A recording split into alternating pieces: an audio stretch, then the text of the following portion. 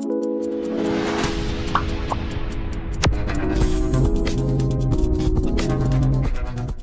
Important point आहे आपल्या लाईफमध्ये की troubling situations. There are so many situations, there are so many conditions where trouble at, or there is some condition in our life we are troubling for it. Sometimes we are asking for troubling, sometimes we are asking for money. There are so many conditions, different conditions, right? So troubling condition म्हणजे काय, जिथे तुम्हाला खूप विचार करावा लागतोय, जिथे तुम्हाला हेडेक तयार होतोय, जिथे तुम्हाला कटकट ऐकावे लागते, बरोबर आहे, that is a troubling situation. But तुम्ही कधी याच्यावर विचार केले की ट्रबलिंग सिच्युएशन का होते, कशामुळे ती ऑकर झालेली ट्रबलिंग सिच्युएशन, किंवा तुम्हाला जो प्रॉब्लेम आला तो का आलाय, याच्या बिहाइंड जाऊन जर तुम्ही कधी ऑब्झर्व केलं तर तुम्हाला एकच गोष्ट कळेल की तुम्ही तुमच्या लाईफची रिस्पॉन्सिबिलिटी घेतलेली नाहीये. जर तुम्ही रिस्पॉन्सिबिलिटी घेतली sometimes troubling with the time, की माझ्याकडे टाईमच नाही. मोस्टली जर वर्किंग पीपल असतील त्यांच्याकडे प्रश्न असं काय, माझ्याकडे टाईमच नाही याचा अर्थ काय, 9 to 6 वर्क करतात, 8-9 hours. 24 hours जर तुम्ही 9 hours वर्क करतायत, 8 hours अप्रॉक्सिमेटली तुमचा झोपेचा वेळ आहे. 8 + 8 16 जे 24 जे 16 होत आहे, म्हणजे अप्रॉक्सिमेटली 8 hours जर तुमच्याकडे वेळ आहे फॅमिलीसाठी, चाइल्डसाठी, फ्रेंड्ससाठी, रिलेटिव्हसाठी, सगळ्या ॲक्टिव्हिटीसाठी तुमचा रेग्युलर वर्किंग सोडून एवढा 8 hours वेळ तुमच्याकडे की ज्यामध्ये तुम्ही सगळं मॅनेज करू शकतात. म्हणजे आपण टाईम मॅनेजमेंटची जर रिस्पॉन्सिबिलिटी आपण घेतली तर जो प्रॉब्लेम तयार होतो की माझ्याकडे वेळच नाही, त्याच्यावरून बायकोने कटकट करावी, त्याच्यावरून पोरांनी कटकट करावी, त्याच्यामधून रिलेटिव्हने, फ्रेंड्सने म्हणावं की अरे हां तुम्ही वेळच देत नाही, तुम्ही हेच करत नाही, तुम्ही तेच करत नाही, तुम्ही इकडे येत नाही, तिकडे येत नाही, बरोबर. So just observe to yourself की तुम्ही स्वतःसाठी काय करताय, स्वतःसाठी वेळ देताय की तुम्ही एक्सक्यूज देताय. जर तुम्ही एक्सक्यूज देत असाल तर तुमच्याकडे वेळ नाही आहे, आणि जर तुम्ही खरोखर टाईम देणार असाल कुठल्याही गोष्टीसाठी तर तुमच्याकडे वेळच वेळ आहे, बरोबर आहे, त्यात कुठलीही शंका नाही आहे. सो याच्यामध्ये आपल्याला काय करायचं आहे की identify your troubling situation. There is very simple formula. तुमच्या डायरीमध्ये, तुमच्या नोटबुकमध्ये लिहून ठेवायची की ही ट्रबलिंग सिच्युएशन आहे, बरोबर आहे. त्या ट्रबलिंग सिच्युएशनवरती सोल्युशन काय, की जसं की फॉर एक्झाम्पल माझ्याकडे टाईम नाही, मला टाईम मॅनेज होत नाही, ऑफिस, घर, चाइल्ड किंवा आणि माझं स्वतःचं पर्सनल टाईम, एवढं सगळं मॅनेज करता मला खूप जास्त हेडेक होतो आणि माझ्याकडनं मॅनेज होत नाही आहे. सो फॉर एक्झाम्पल मला काय करावं लागणार आहे, ऑफिस किती अवर्ससाठी वर्क करणार आहे, कुठून कुठपर्यंत, 9 to 6 मी ऑफिस वर्क करणार आहे, ठीक आहे, ओके. स्वतःसाठी सेट टाईम द्यायचा आहे मला, तर मला सकाळी थोडं लवकर उठावं लागेल, ज्याच्यामुळे मी माझ्या रिस्पॉन्सिबिलिटी प्लस स्वतःसाठी वेळ देऊ शकते. जर मी 6ला उठत असेल तर मी 5:30ला करावं, 5:30ला उठत असेल तर 5ला करावं, 5 ते 6:30पर्यंत मी स्वतःसाठी वेळ देऊ शकते. 6:30-7 नंतर तुम्ही तुमच्या लहान मुलं असेल तर त्याची रिस्पॉन्सिबिलिटी घेऊ शकतात, त्यांच्यासोबत याच्यासाठी देऊ शकतात वेळ. त्याच्यानंतर 7 नंतर तुमच्या ज्या घरातल्या जबाबदाऱ्या आहेत, जिथे आपल्याला स्वयंपाक बनवावा लागतो, भांडे घासावे लागतात, कपडे धुवावे लागतात, वॉटेवर ज्या काही जबाबदाऱ्या आपण पार पाडतोय त्या तुम्ही एक्झिक्यूट करा. 9 वाजता तुम्ही ऑफिसला जाऊ शकतात. 6 वाजता आल्यानंतर सेम कंडिशनने तुम्हाला थोडा वेळ फॅमिलीसोबत द्यायचा आहे. 10 तास देण्यापेक्षा 2 तास द्या, बट त्यात 2 hours should be a quality time. आणि ते 2 hours असे असावे की आपण मोबाईल सोडून घरातल्या व्यक्तींशी बोललं पाहिजे, घरातल्या माणसांसोबत बोललं पाहिजे.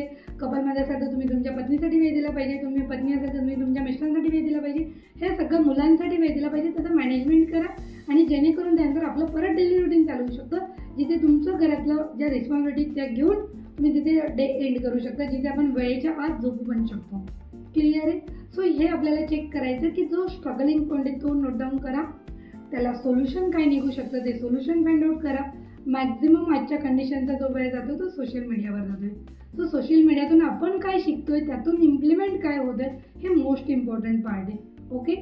आणि थर्ड इम्पॉर्टंट थिंग, सो याच्यामध्ये जे आपण मेन इम्पॉर्टंट बघितलं होतं 100% रिस्पॉन्सिबिलिटी, आपला प्रॉब्लेम, त्याचं सोल्युशन आणि त्यातून मिळणारं सक्सेस.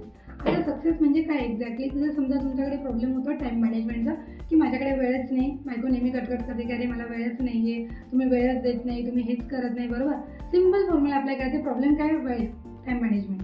सो टाईम मॅनेजमेंटमध्ये आपल्याला कॅल्क्युलेशन करायचं, त्याच्यावर सोल्युशन काढायचं की मी सोशल मीडिया किती ते किती बघणार आहे, कोणत्या वेळात बघणार आहे, त्याच्यानंतर मी घरात कुठल्या वेळेसाठी अवेलेबल असणार आहे, आणि ज्या वेळेसाठी मी घरात अवेलेबल असणाऱ्या व्यक्तींसोबत त्या वेळामध्ये मला मोबाईल यूज करायचा नाही आहे. I am not using my mobile, I am not using any social media, I am not handling any calls, right. म्हणजे तेवढ्या वेळासाठी तो वेळ जो दिला जातो तो स्पेशली फॅमिलीसाठी, किंवा तो वेळ स्पेशली तुमच्या पत्नीसाठी, स्पेशली तुमच्या चाइल्डसाठी, हा पर्टिक्युलर तुम्ही ठरवलेला वेळ आहे. आणि हा तो ठरवा. सोशल मीडिया वापरायचा स्टील त्याचा टाईम ठरवा की हा या वेळात मी एवढ्या वेळात सोशल मीडिया बघणार आहे, एवढ्या वेळात मी फोन कॉल्स करणार आहे, तेवढ्या वेळात मग तिथेच फोकस करा. इतका वेळ मी अभ्यासासाठी देणार आहे, येस मी अभ्यासासाठी देणार आहे, बरोबर. तो वेळामध्ये बाकीच्या वेळेंना डिस्टर्ब होणार नाही आणि त्याचा फायदा असा होईल की 100% तुम्ही जेव्हा तिथे टाईम देताय त्यातून 100% चांगले रिझल्ट्स मिळतात. जर तुम्ही तुमच्या परिवाराला वेळ दिला, तुमचा परिवार हॅपी होतो, वाईफसाठी वेळ दिला, वाईफ हॅपी होते, चाइल्डसाठी वेळ दिला, ते सगळ्यात जास्त खुश होतात. त्याच्यानंतर तुम्ही तुमच्या फ्रेंड्ससाठी वेळ दिलाय, कॉलसाठी वेळ दिले, ते अजून खुश होतात. त्यामुळे ते खुश झाल्यामुळे आपला हॅपीनेस इन्क्रीज होतो, बरोबर. म्हणजे ज्यातून पॉझिटिव्ह वातावरण तयार होतं, सगळीकडे पॉझिटिव्हिटी तयार होते. अजून एक महत्त्वाचा पॉईंट आपण याच्यामध्ये बघणार आहे की take the 100% responsibility of your life. त्यामधलाच महत्त्वाचा पॉईंट आहे की आपण एक्सक्युजेस देतो, सगळ्यात जास्त एक्सक्यूज देतो. भांडणाची मॅक्झिमम कारण असतील तर पहिली गोष्ट blaming, expectations, excuses and complaints.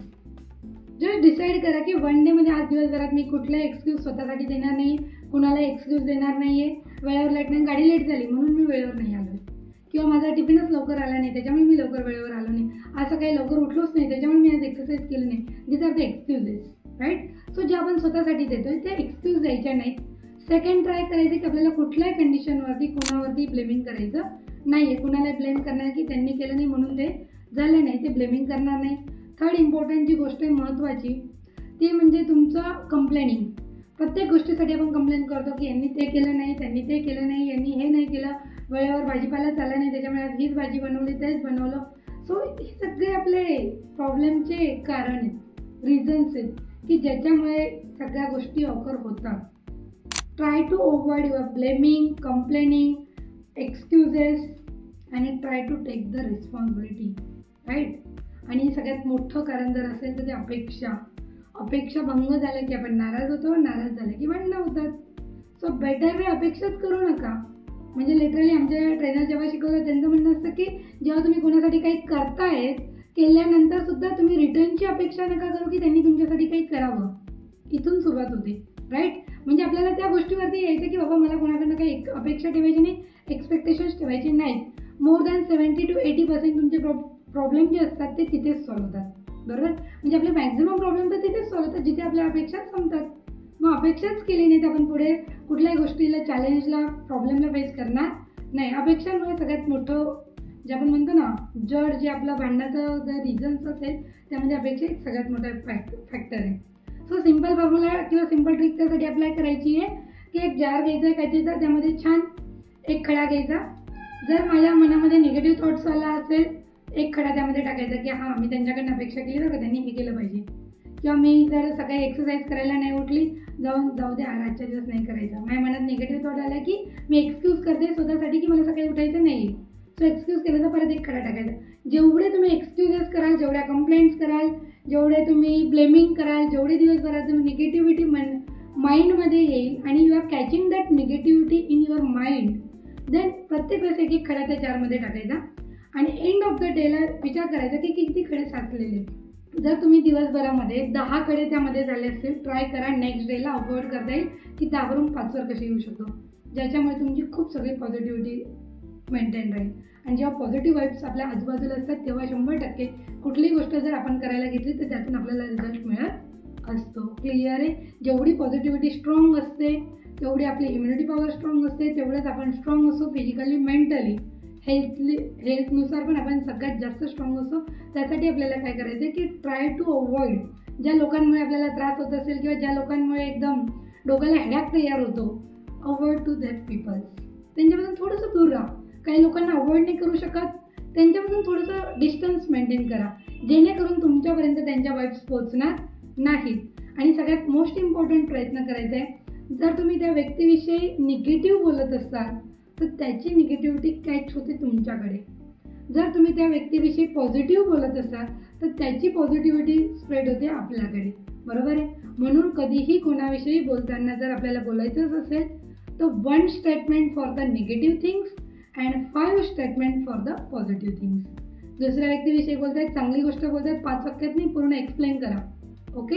आणि जर त्या व्यक्तीबद्दल जर तुम्हाला एखादी निगेटिव्ह गोष्ट बोलायची असेल, एखाद्या वस्तूबद्दल, एखाद्या प्रॉडक्टबद्दल निगेटिव्ह बोलायचं असेल, try to make it in short in single statement, okay. Simple formula follow करा आणि तुमच्या लाईफची 100% जबाबदारी घ्या आणि त्यानंतर तुमचं लाईफ जे आहे ते 360 अँगलने कसं चेंज होतं आहे आवर्जून बघा आणि कमेंटमध्ये नक्की कळवा. Thank you so much.